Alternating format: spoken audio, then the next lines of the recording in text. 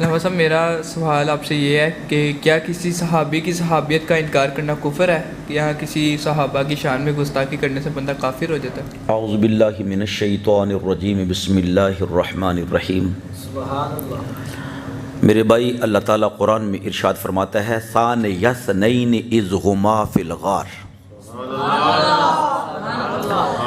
صحابہ کرام کا ادب و احترام امت پر فرض ہے اور واجب ہے۔ کسی صحابی کی صحابیت کا انکار کرنے والا فاسق و فاجر اور بد دین ہوتا ہے، گمراہ ہوتا ہے، لیکن کافر نہیں ہوتا۔ ہاں، آپ ایسا کہہ سکتے ہیں کہ قریب ہے کہ وہ بدبخت کافر بن جائے، لیکن اصحاب مصطفیٰ میں سے ایک صحابی رسول کو اللہ نے وہ شان و عظمت عطا فرمائی ہے کہ اس کی صحابیت کا انکار کرنے والا فوراً دائرہ اسلام سے خارج ہو جاتا ہے، وہ کافر، مرتد اور ملحد ہوتا ہے۔ وہ ذات پاک حضرت سیدنا ابو بکر صدیق رضی اللہ تعالی عنہ کی ذات پاک ہے۔ حضرت سیدنا ابو بکر صدیق رضی اللہ تعالی عنہ کو اللہ نے قرآن میں خود صحابی مصطفیٰ کہا ہے۔ اللہ نے ارشاد فرمایا اذ یقول لصاحبہ،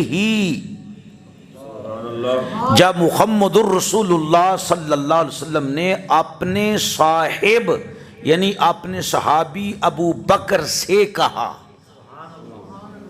لا تحزن ان اللہ معنا، آپ غم نہ کریں، حزن نہ کریں، اللہ ہمارے ساتھ ہے۔ حضرت ابو بکر صدیق رضی اللہ تعالیٰ عنہ رسول اللہ سے عرض کرنے لگے یا رسول اللہ، کافر بالکل قریب پہنچ گئے، اگر وہ اپنے قدموں کی طرف دیکھیں تو ہم ان کو ضرور نظر آ جائیں گے۔ نبی پاک علیہ السلام نے ارشاد فرمایا یا ابا بکر ما ظنک باثنین اللہ ثالثہما، اے ابو بکر تیرا کیا خیال ہے ان دو کے بارے میں جن کا تیسرا خود اللہ ہے۔ اللہ رب العزت نے بھی اسے قرآن میں یوں نازل فرمایا کہ ثانی اثنین اذ ہما فی الغار، وہ دو میں سے دوسرا جب وہ دو غار میں تھے، اذ یقول لصاحبہ لا تحزن ان اللہ معنا۔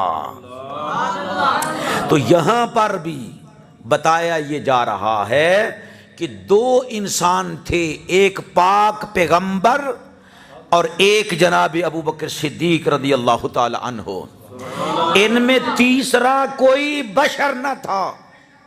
یہ بالاتفاق و بالاجماع ہے کہ تیسرا شخص کوئی نہ تھا۔ کیوں؟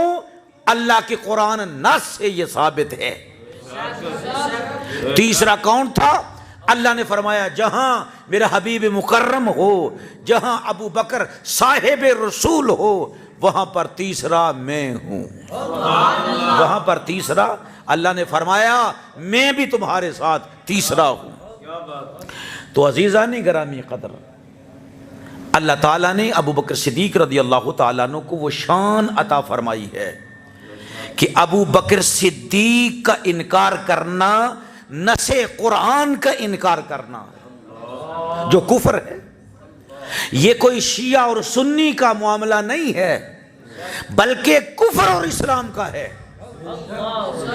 ابو بکر کو ماننا اسلام ہے، ابو بکر کو ماننا رسول اللہ صلی اللہ علیہ وسلم کو ماننا ہے، ابو بکر کو ماننا قرآن کو ماننا ہے، ابو بکر کو ماننا اللہ کو ماننا ہے۔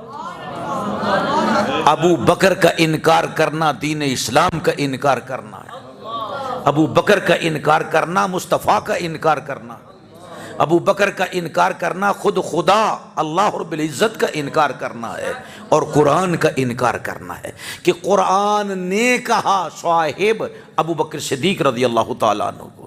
تو جو ابو بکر صدیق رضی اللہ تعالیٰ عنہ کی بارگاہ میں برا لفظ کہتا ہے، ابو بکر صدیق رضی اللہ تعالیٰ عنہ پر زبان دراز کرتا ہے، بھونکتا ہے، تو یاد رکھ لو کہ اللہ نے اس کے سینے سے ایمان کو سلب فرما لیا ہے۔ اس بدبخت کو پہلے اللہ نے کافر کیا ہے، پھر اس کو ڈھیل دی ہے کہ تو ابو بکر صدیق رضی اللہ تعالیٰ عنہ کی شان میں بکواس کرے۔ اللہ تعالیٰ سے توبہ استغفار کرنی چاہیے۔ حضرت علامہ آلوسی رحمۃ اللہ علیہ روح المعانی میں فرماتے ہیں کہ اذ یقول لصاحبہ میں آپ کی صحابیت نص قطعی سے ثابت ہو گئی، نص قطعی ہے۔ وَلَمْ يَثْبُتْ ذَلِكَ لِأَحَدٍ مِّنْ أَصْحَابِ رسول اللہ، اور یہ صحابیت انفرادی طور پر صرف اور صرف مقام و مرتبہ ابو بکر کا ہے، کسی اور کے لیے یہ ثابت نہیں ہے کہ اللہ نے صحابی کہہ کر کسی کے بارے میں لوگوں سے کہا ہو کہ وہ رسول اللہ صلی اللہ علیہ وسلم کا صحابی ہے۔ وَالْمُرَادُ مِنَ الصَّاحِبِ، اور یہ جو لفظ صاحب آیا ہے اس سے مراد کیا ہے؟ مما وقع علیہ الاجماع، علیہ الاجماع، علیہ الاجماع، یہ وہ شان ہے ابو بکر صدیق کی کہ آپ صحابی رسول ہیں اور اس بات پر امت کا اجماع ہے، صحابہ کا بھی اجماع ہے، تابعین کرام تبع تابعین کا بھی اجماع ہے۔ اور فرمایا جس طرح سبحان الذی اسری بعبدہ میں عبدہ سے مراد ذات محمد مصطفیٰ ہے۔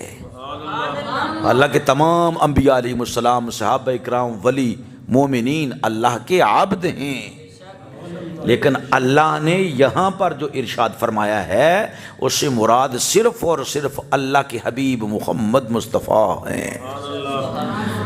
تو اس طرح یہاں پر بھی لصاحبہ میں جن کے بارے میں ارشاد فرمایا اس سے مراد ابو بکر صدیق رضی اللہ تعالی عنہ ہیں، جیسے وہاں پر عبدہ سے مراد لینا ذات محمد مصطفیٰ کو لازم ہے، اسی طرح لصاحبہ میں ابو بکر صدیق کو صحابی رسول ماننا بھی لازم ہے۔ عبدہ کا انکار کفر ہے، اور یہاں پر لصاحبہ میں ابو بکر صدیق رضی اللہ تعالیٰ کی صحابیت کا انکار بھی کفر ہے۔ اللہ تعالیٰ سے دعا کرتے ہیں کہ اللہ رب العزت ہمیں صحابہ اکرام رضوان اللہ اجمعین کا با ادب بنائے اور با ادب ہی رہیں کہ ہمیں موت آئے۔